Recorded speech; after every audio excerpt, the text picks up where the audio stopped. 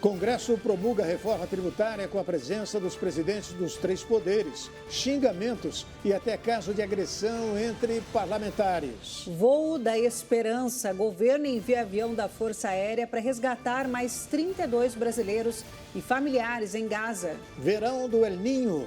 País deve registrar intensas ondas de calor e pouca chuva na estação preferida dos brasileiros. E ainda, a Procon Paulista encontra diferença de até 150% no preço de itens da ceia de Natal.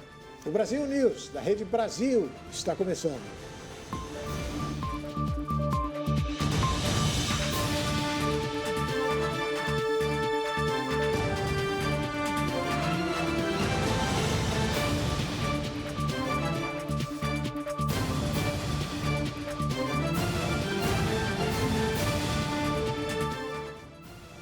O Congresso Nacional promulgou em sessão solene a reforma tributária, considerada fundamental para simplificar a cobrança de impostos no país.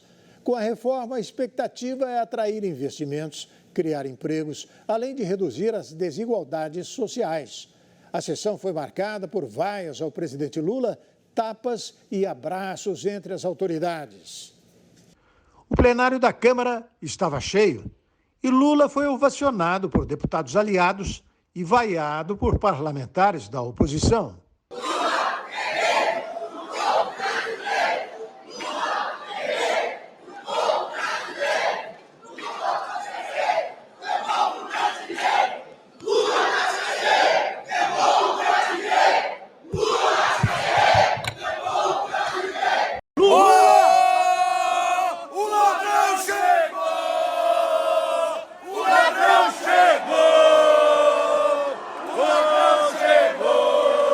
Após os gritos contra e a favor de Lula, o deputado petista Washington Quaquá xingou um parlamentar da oposição de viadinho e, em seguida, deu um tapa no rosto do deputado Messias Donato, do Republicanos.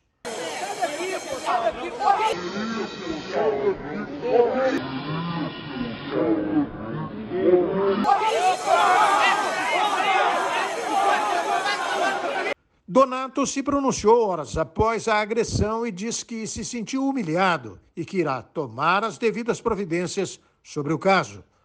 Após as confusões, o presidente da Câmara, Arthur Lira, pediu respeito para que a sessão pudesse seguir. Porque o que aconteceu, aconteceu, mas que nós terminássemos essa sessão com o maior nível de respeito possível a todas as autoridades constituídas. Ao subir na tribuna para discursar, o presidente Lula comemorou a aprovação da reforma e ressaltou que é a primeira vez que ocorre uma ampla modernização do modelo de cobrança de impostos. O mandatário também pontuou que ninguém precisa gostar de seu governo, mas pediu que os parlamentares entendessem que, pela primeira vez no regime democrático, foi aprovada uma reforma tributária. Não precisa gostar do governo, gostar do Lula, guarde essa foto e se lembrem que, contra ou a favor, vocês contribuíram para que este país, na primeira vez no regime democrático, aprovou uma reforma tributária. Lula ainda ressaltou que, independente das diversas posições políticas que há no Congresso, a Casa sempre demonstrou compromisso com o povo brasileiro. Foi a demonstração de que esse Congresso Nacional, e eu já vivi aqui dentro, independentemente da postura política de cada um, independentemente do partido de cada um, esse Congresso Nacional, toda vez que teve que mostrar compromisso com o povo brasileiro, ele mostrou. O presidente do Congresso destacou que a aprovação da reforma tributária representa a redução de desigualdades, atração de investimentos e conquistas para o povo brasileiro. O dia de hoje será lembrado não apenas como um marco histórico, mas também como um ponto de virada, um divisor de águas. É aqui que mudamos a trajetória do Brasil. Esse dia representa o início de um novo país rumo ao progresso. É uma conquista do Congresso Nacional, é uma conquista do povo brasileiro. Em linhas gerais, a reforma simplifica tributos federais, estaduais e municipais e estabelece a possibilidade de tratamentos diferenciados, a setores com alíquotas reduzidas, como, por exemplo, preços mais baixos em serviços de educação, medicamentos, transporte coletivo de passageiros e produtos agropecuários. As emendas aprovadas na Lei de Diretrizes Orçamentárias de cerca de 49 bilhões de reais voltaram a ser tema de discussão entre o governo e o Poder Legislativo, o que pode adiar votações importantes na Câmara dos Deputados. Quem explica melhor para a gente é o nosso comentarista Ney Gonçalves Dias. Quando a ex-ministra Weber era presidente do Supremo, o Supremo decidiu acabar com as emendas secretas, aquelas que você não sabia direito para onde iam, qual era o seu destino, quem pediu e quando pediu, ponto.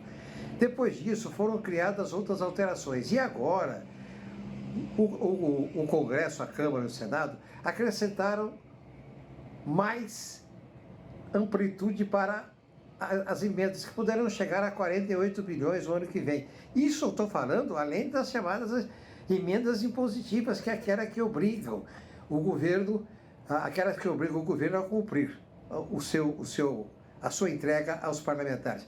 Depois foi criado aquele negócio do percentual obrigatório para os programas de saúde. Isso diminui um pouco a liberdade dos parlamentares de movimentar as suas emendas parlamentares, especialmente num ano eleitoral. O presidente Lira não está satisfeito com essa história de prorrogar para o ano que vem a votação do orçamento.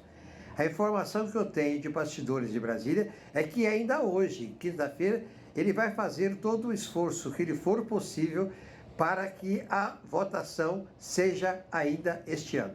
Depois tem outra coisa, rapidamente aqui. Sabe aquele negócio das apostas? Aquilo vai dar um dinheirinho bom para o governo aí, vai ajudar o governo a ter uma receita maior no que vem. O Senado fez uma opção de modificações lá, tirou os cassinos, etc. Agora volta para a Câmara. Só que o negócio é o seguinte, a Câmara vai mudar muita coisa que o Senado fez. Sabe por quê? Porque o projeto de lei é um projeto originário da Câmara. Vamos aguardar.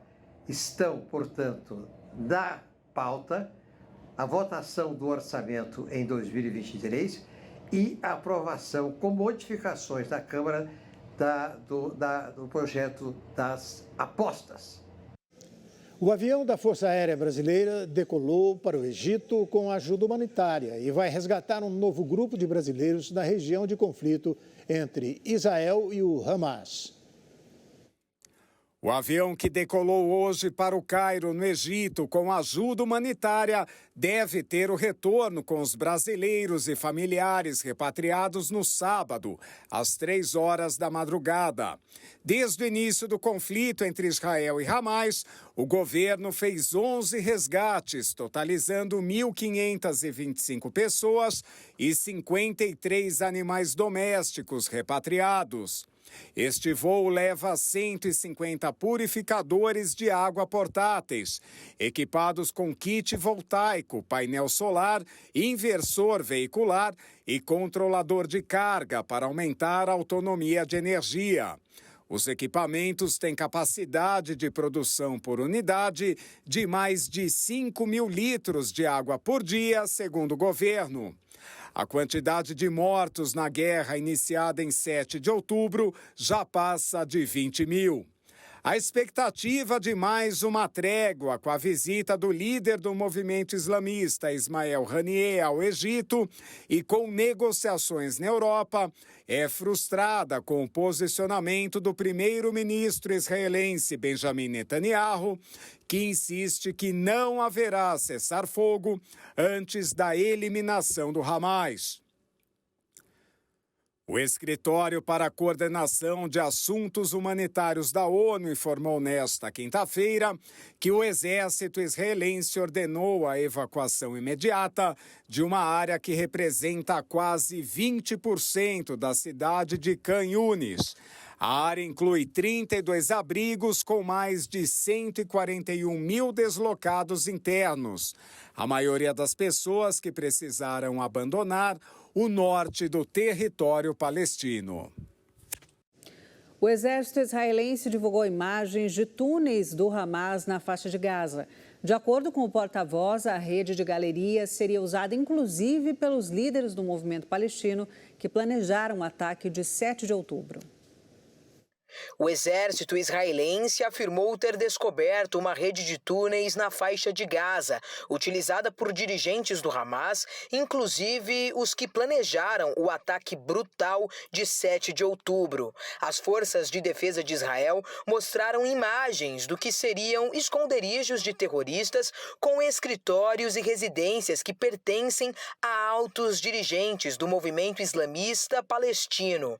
Um porta-voz do exército disse que esses túneis eram utilizados pelos principais dirigentes da organização, como Ismail Haniyeh, Isaiah Sinwar e Mohamed Deif. Segundo as Forças Armadas, essa rede de túneis serviu para conectar infraestruturas subterrâneas na área dos hospitais de Al-Rastisi e de Al-Shifa, onde as tropas de Israel efetuaram uma polêmica incursão noturna em 15 de novembro.